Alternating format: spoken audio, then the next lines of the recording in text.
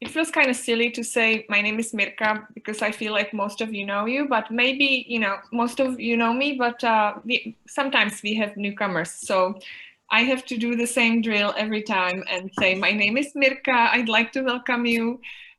These are Lead Montessori community conversations. We have been holding this event since March and I stopped counting a long time ago. I always say that every time. And it is just a space for friends and colleagues to see each other and to support each other through difficult times, which don't seem to end. We're going to invite Mary Lou to speak in just a moment. Our usual structure of the session is that we have a speaker at the beginning who shares with us their wisdom, and when they are done, we have a community campfire or conversation. We talk, share, reflect.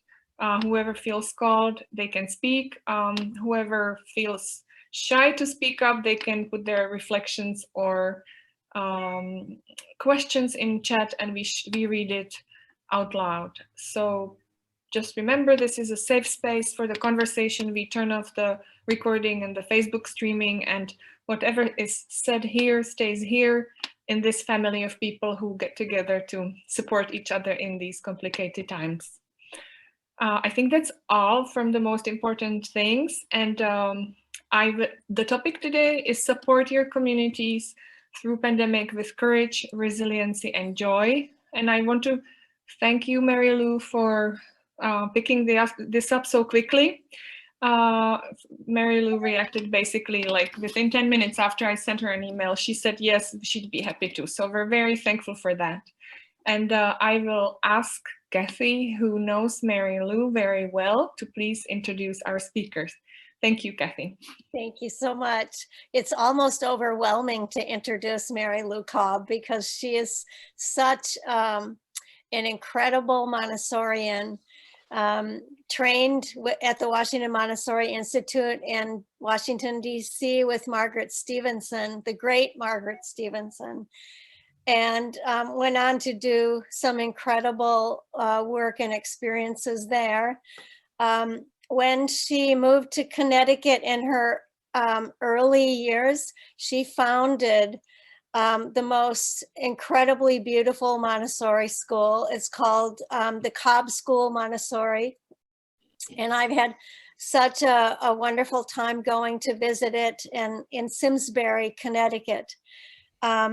Mary Lou's daughter lived in DC for a while, so I had the pleasure of her grandchildren coming to my school. So I feel like we're family. And just a funny anecdote that we're both very short, blonde ladies, except I'm going gray now. And we're often mistaken for each other. So I'll just pretend I'm Mary Lou and she'll pretend she's me. And it's a funny joke that happens a lot. We also, if you look at our Facebook pages, see a lot of photographs where Peter is in the middle and an arm around one and an arm around the other. Our Facebook is full of those photos. So I'm so happy to have my good friend Mary Lou here. So shall I begin, Mirka? Yes, please.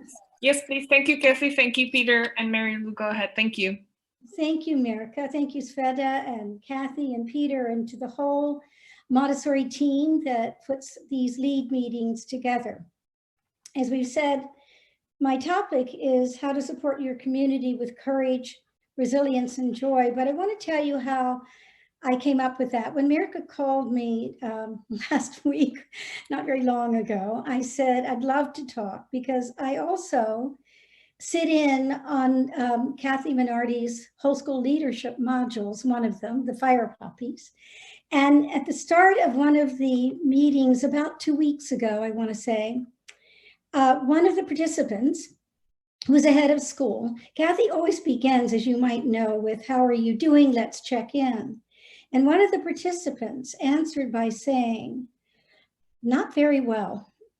And by the way, she has always presented herself as being quite stoic in my eyes, but She went on to say, I'm exhausted. I'm absolutely exhausted. I feel depleted.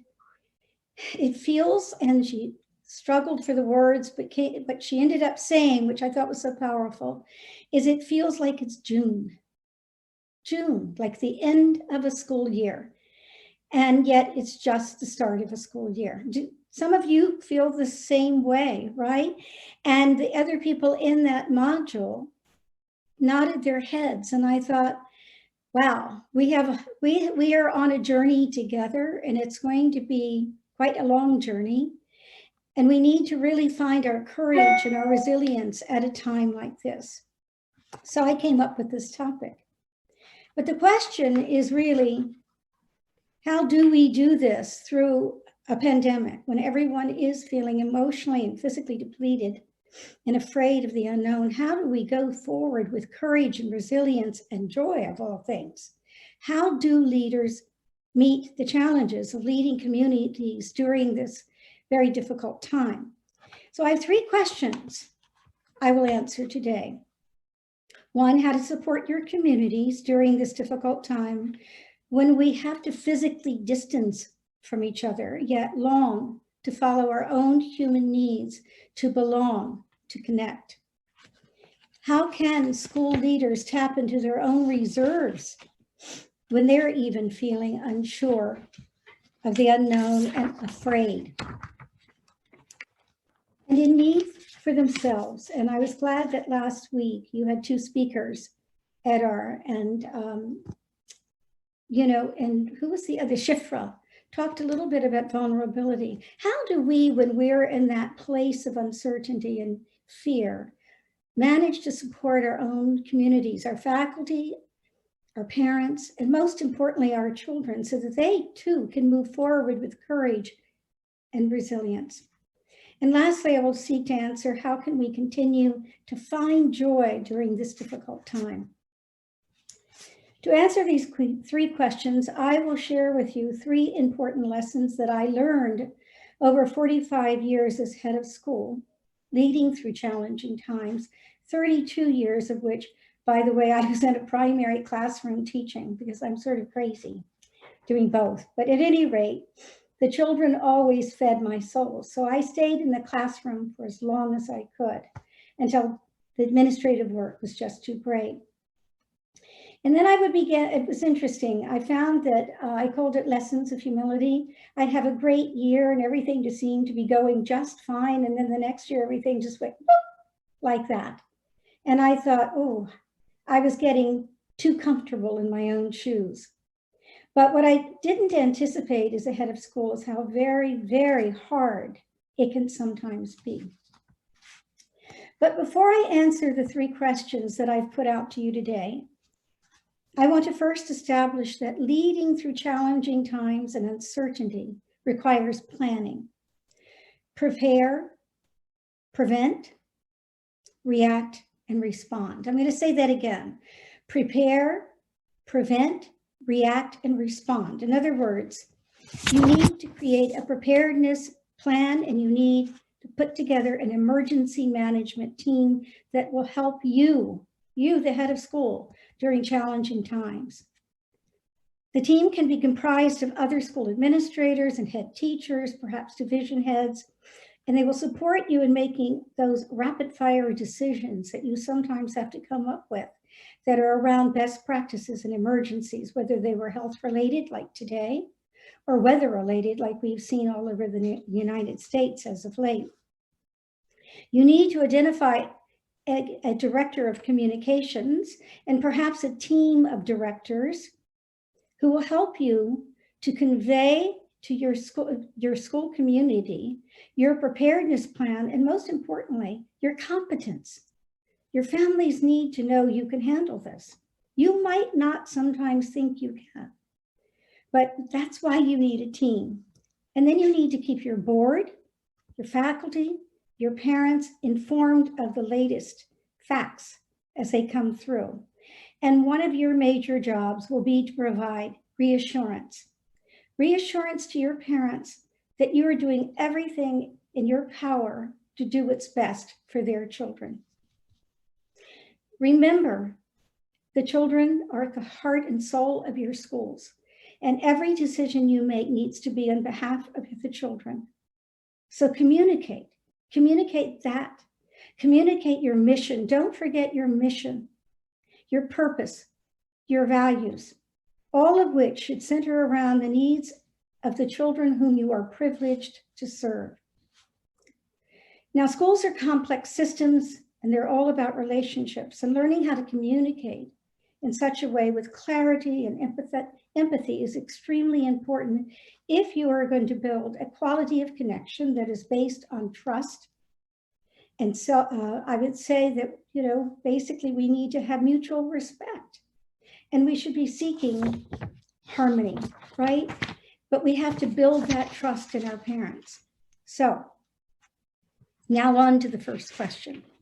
How do we support our communities through this difficult time when we must physically distance from ourselves from one another, and yet want to follow our own human needs to connect and belong? One of the things I frequently tell parents is that Montessorians look at the long view. I don't know if you say this to your families, but like farmers, we plant seeds, don't we? We nurture our students by providing them enriched environments that meet their needs and tendencies and follow their sensitive periods and allow them to grow and to develop and to construct themselves. That's what we do. I think we need to take the farmer's view at this time when we are looking at the pandemic. As Mark Frankel recently said in one of your community meetings, COVID has a long tail. I was watching that day, and frankly, it was sobering to me, very sobering. And then he went on to say, we need to be realistic and recognize that COVID-19 may be with us for a long time. We need to face this and start to think outside of the box. Frankly, I think that's easy as Montessorians because we already think outside of the box. So I think we have a heads up there. But it reminded me of when I was a little girl, and I'm going to age myself rapidly here. I can remember, and I'm not sure some of you do, the scare around a virus that was called the polio virus. Do some of you remember that? Yeah. My mother would not let my sister or I go to a public pool. Our friends and neighbors couldn't go to a public pool, and before you knew it, public pools were closed. You didn't want to go near a hospital either because of this virus. And then much to everyone's dismay, I would go and have an appendicitis attack at a very young age, and I had to go into the hospital and have surgery.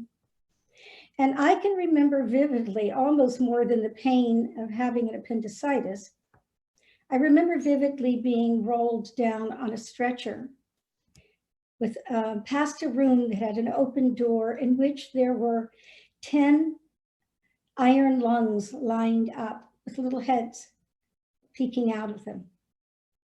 So what's an iron lung? For those of you who might not know, these were, I guess you would describe them as medical devices. They look like long metal tubes in which the child's entire body would be placed, except for their heads, that helped them to breathe when their lungs were paralyzed by polio. And by the way, it tended to hit more children than adults. And so today, iron lungs, for the most part, have been replaced by ventilators.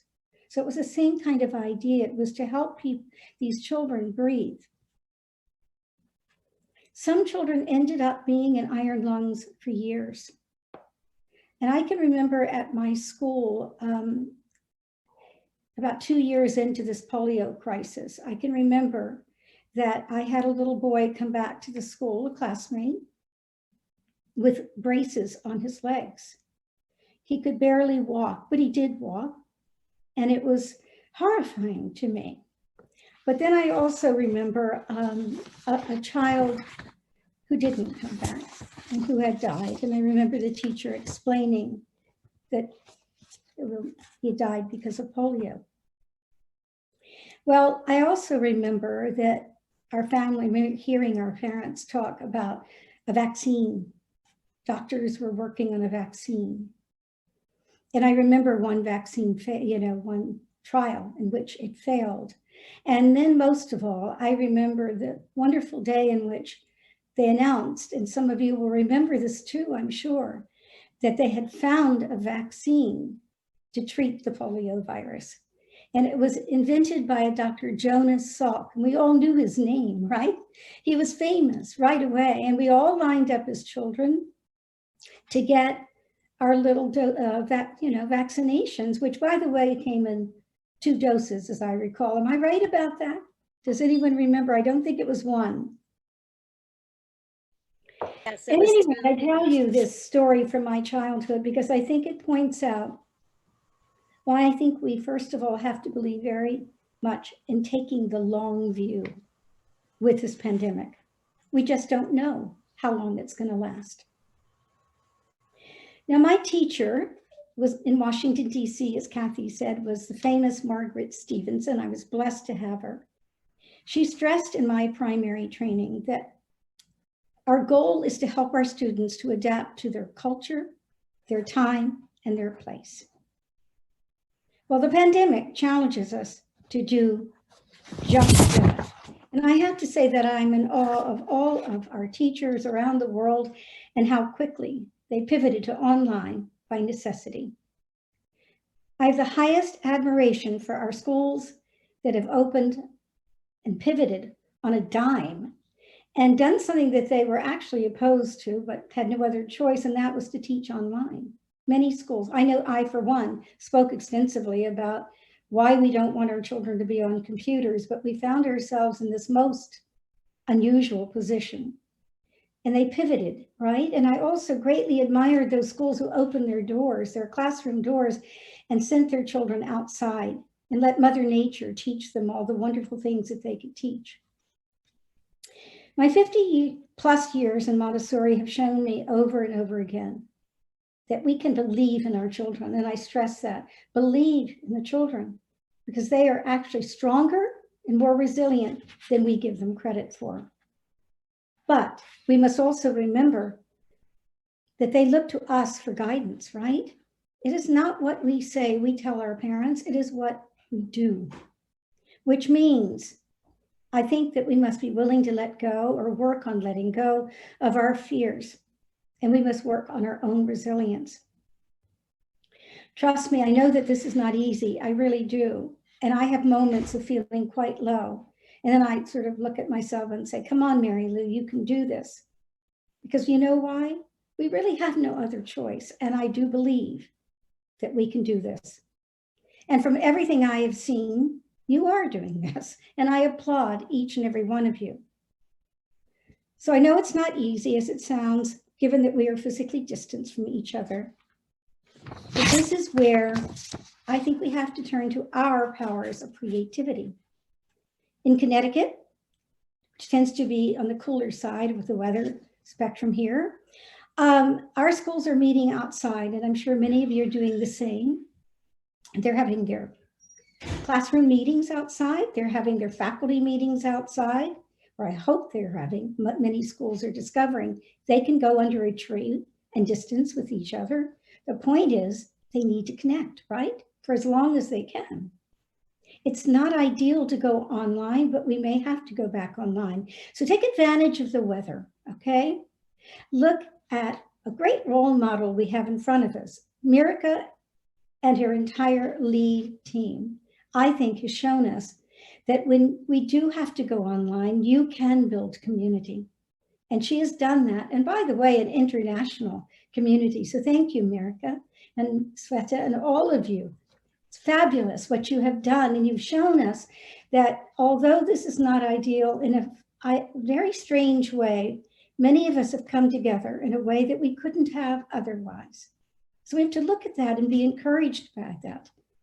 So the point is, recognize that your community members need connection. Be sure to offer extra support to your teachers. Maybe it's professional development, but they need to be able to be in the front line with the parents who are living a very heightened time of anxiety. So give them the tools that will help them to best address their questions and anxieties. Involve your parents' association if you have one. If not, create one who can help you do that. Mary Lou, I'm sorry to interrupt you. You're shuffling your paper in front of the microphone and it's making a sound. Yes, thank you. Thank you. I appreciate it, Virka. Thank you. Yeah, I'm not used to being online yet. You all are very good at it, but I'm learning.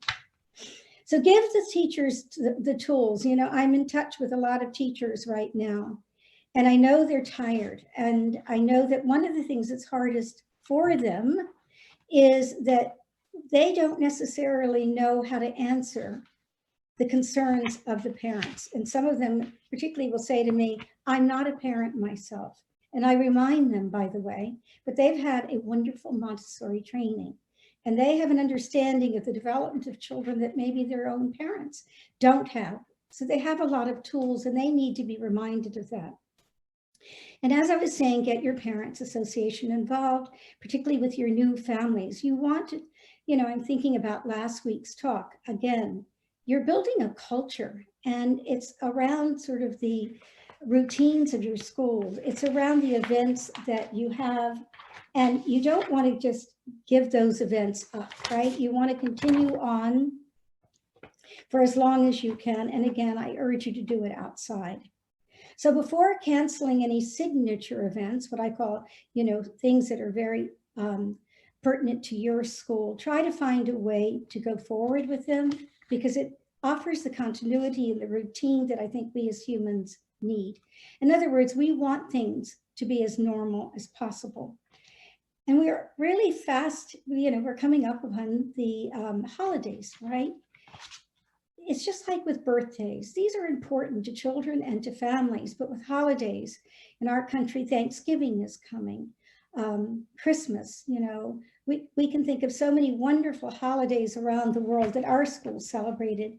Find ways to celebrate those if you can, but I guess my point is try to stick with the routine, your normal calendar, and don't try to figure it out alone. What I have been witnessing is a lot of heads of schools on the verge of breaking down, really, because they're trying to do it all. So create a team, bring in some people, and let your teachers get involved. Not just your administrators, your teachers. They have a lot of wisdom here. Bring in some parents for the Parents Association. This is where you may want to bring in a trustee. Again, your goal is to really fulfill that need for belonging and for connection. So lesson one, it begins with you, the head of school. The school head must face these challenges of COVID-19 with grace and grit and be the calm presence in challenging times. And they must make every effort to connect and to support their faculty and their administrators so that they can collectively support the children and the families they are privileged to serve. So our next question is, how can school leaders tap into their own reserves of courage and resilience, even when they are feeling unsure and they themselves are in need? So I'm going to share with you one of the hardest times that I ever had at the Cobb School was when I lost a beloved father and his 11-year-old son in a private plane crash. It was a devastating blow to our community. I have to say it was a devastating blow to me personally. This family had been a very significant family in our school. The mother taught photography, the father was a trustee, and they loved Montessori. They were a family that exemplified the school's values. I have to say, when I heard the news of that plane crash, I literally buckled and fell on the floor into my husband's lap and sobbed because it was just unimaginable to me that we would lose this particular dad and his son, leaving the wife, the mother, with 2 daughters, and our entire school community, as you can imagine, the classmates of this little boy, the friends of the father who was a trustee, all were just, it had knocked the stuffing out of every one of us. But the mother, the wife, was unbelievable during this time. And I will never forget her courage. She literally helped our entire community heal. And by the way, it wasn't immediate. It took a long time. I'd say the only smart thing that I knew to do was to bring in a grief counselor to meet with our children and our parents. It was extremely powerful. And so what I want to say is it's important for us as leaders, as heads of schools, to recognize that we really cannot do it alone. And sometimes we need to turn to others for support, and it's good to do that. Your community needs this, but you need this as well. Then 2 years ago, as I was preparing to retire, and just when I kept saying, I've seen it all, learn not to say that, by the way, anymore. A horrible incident happened at our school. I was upstairs in my office and I received a phone call from one of our teachers saying, help, help, please come help. And I went running. I knew her. She's from Peru, so she has an accent. I ran downstairs to her. I know her voice. She's been with me for 22 years. And literally during a rainstorm, the wind had blown so ferociously that a massive tree had fallen through the roof, crashed the windows and the doors to the classroom open, and literally the tree was in the middle of the room, if you can imagine this.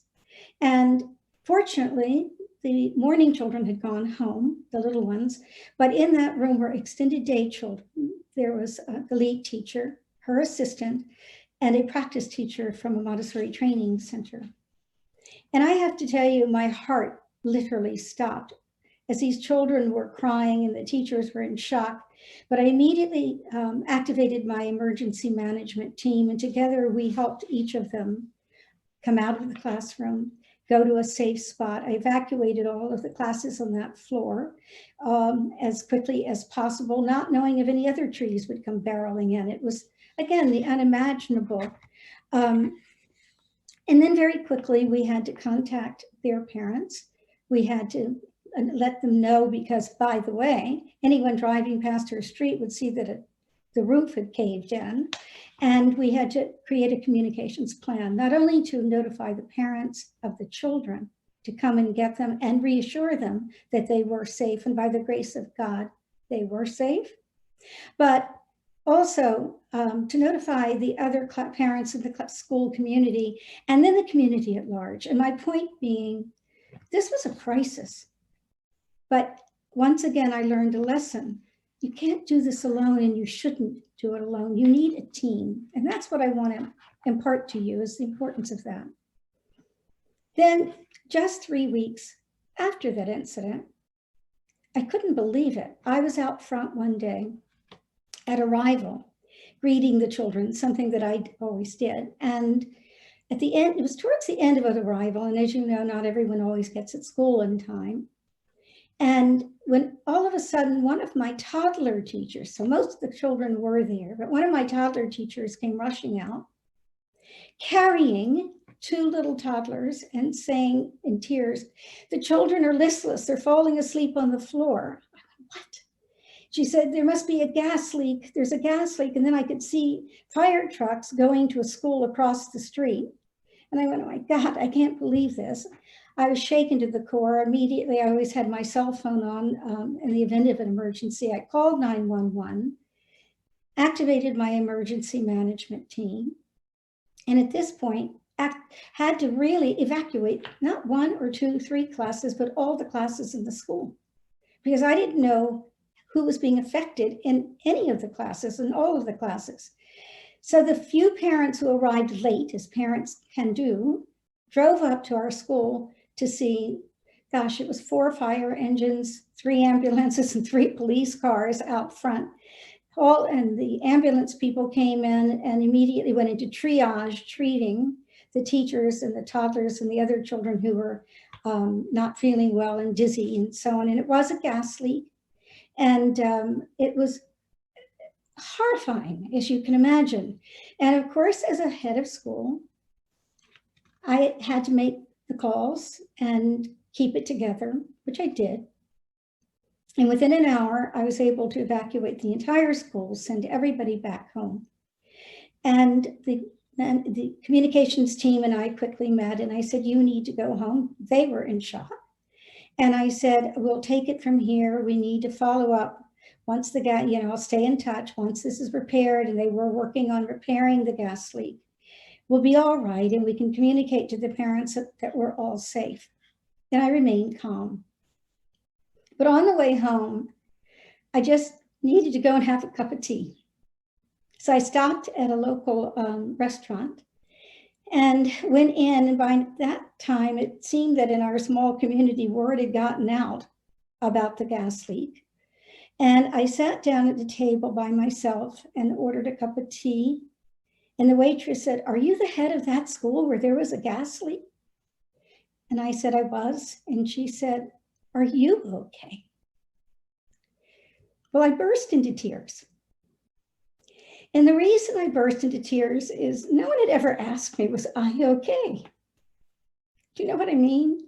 Makes me emotional talking about it, because I gave this great facade of being completely okay. Well, obviously I wasn't. I mean, who could be after all of this? I'd stuffed it in me.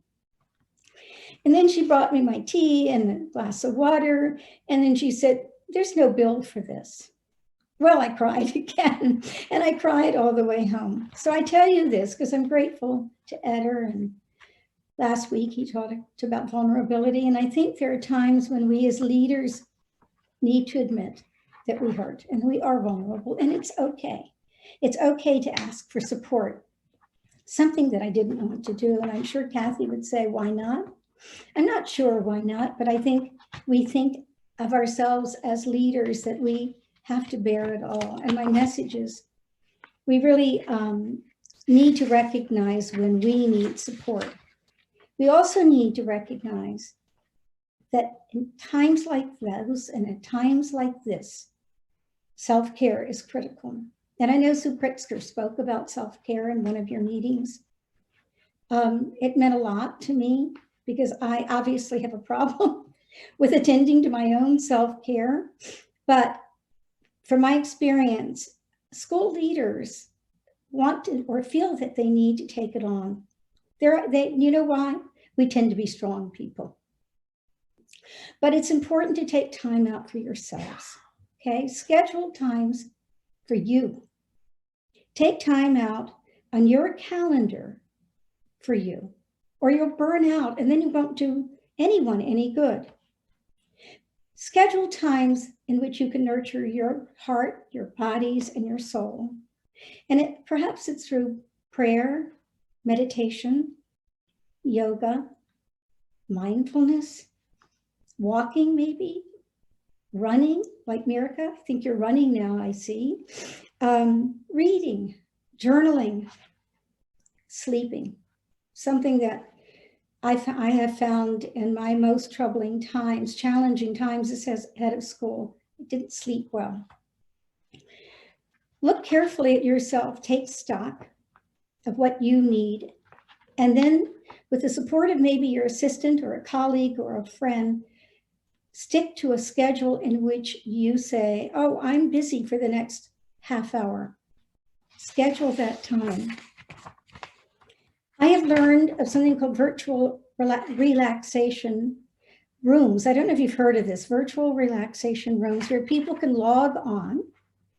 And many of the things such as meditation that I spoke about or mindfulness, for example, they have meditation to start your day, which is only about a 7-minute tape.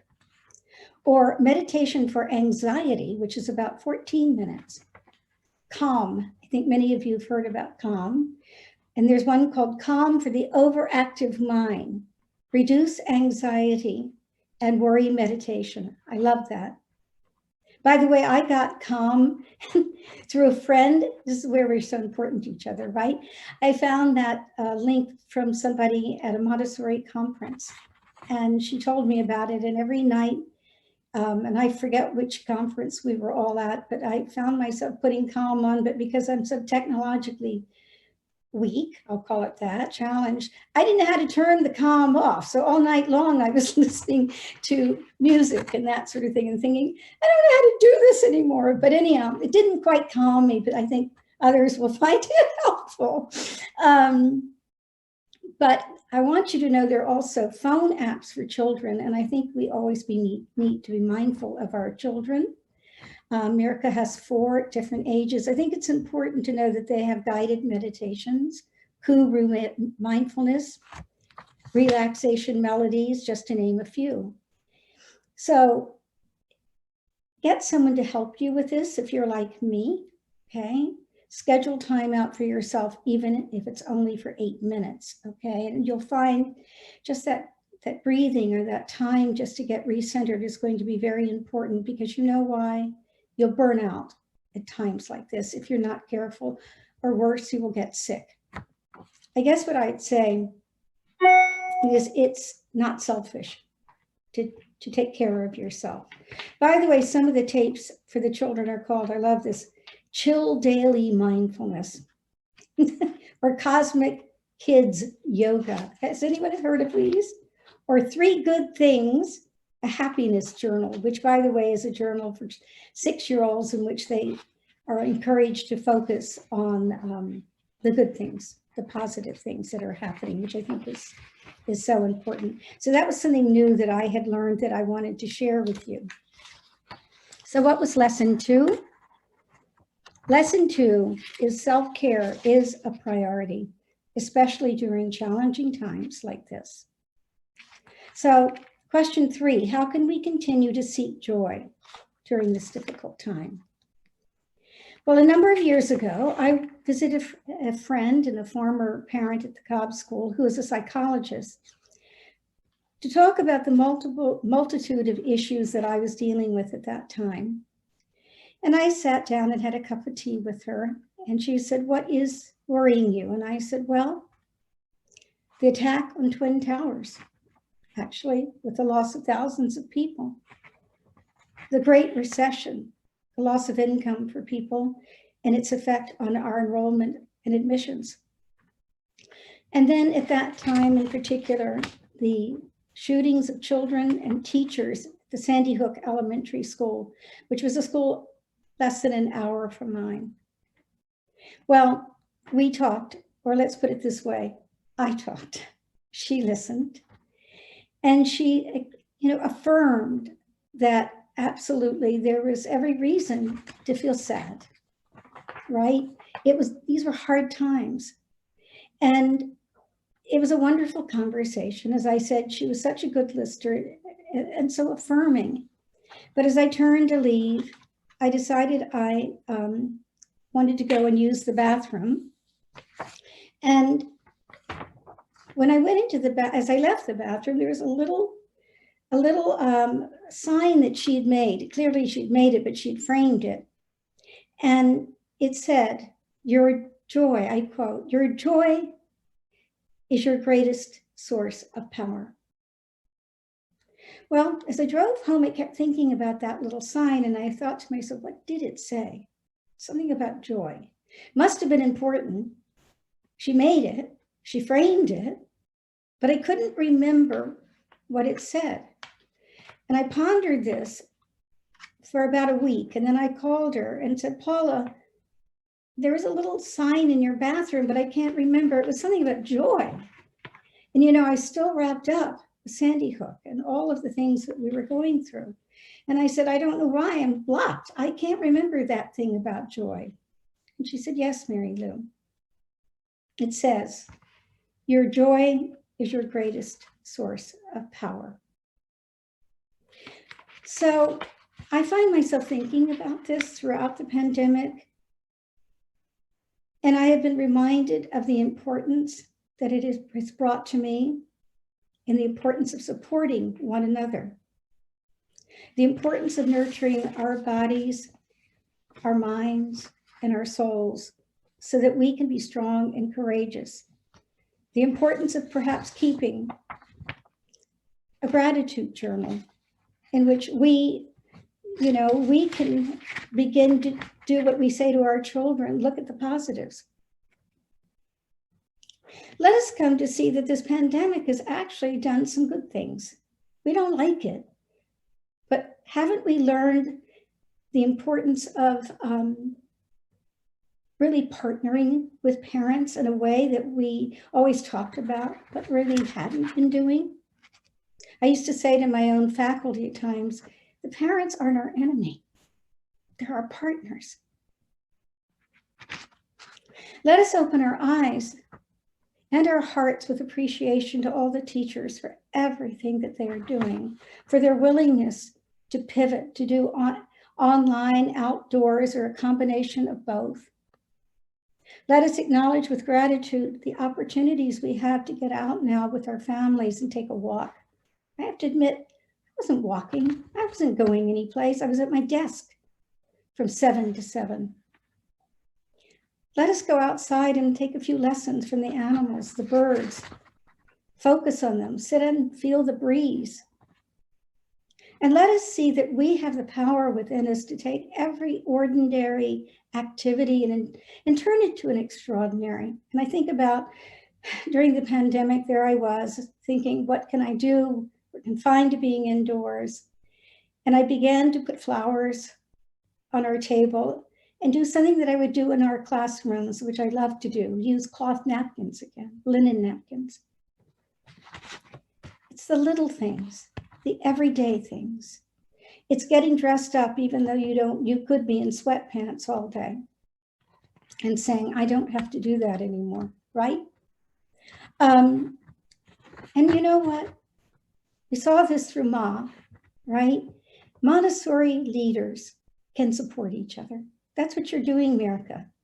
You've created a community of supporters, and that's what we need to really focus on is the connection, the sort of fact that we actually have a common belief and a fervent, passionate belief in our children and a mission that we serve together. And so let's support one another. Let's turn to one another. Let teachers help teachers, administrators. This is something I'm doing. Reach out to those who are alone. I happen to be working with the elderly, and I make a point of calling people who are alone and isolated. And I think it's important. This is something you could involve your older children in doing as well. Let us be the pillars of strength our children can lean on and show them by our example that we are courageous and resilient, and that they are strong, that they are resilient, and they are courageous. You can read books to them about those before us who went through a lot of hardships, such as war and famine and other things, other challenges. Invite them to research real life heroes, real life. We know this as Montessorians. They can read about and research Anne Frank, Helen Keller, Annie Sullivan, her own teacher, Martin Luther King, Rosa Parks, Mahatma Gandhi. And don't forget, have them research Dr. Maria Montessori, who lived through the war and went through such a very difficult time in her own life and is really our ultimate role model. And so I say to you, let us sing and dance our way through this pandemic, not only seeking joy, but taking it to others. So lesson 3, joy is your greatest source of power. Thank you for listening. And now I welcome any questions or comments you might have. So it's time for our silent applause.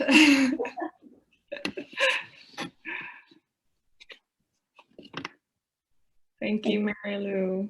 Thank you.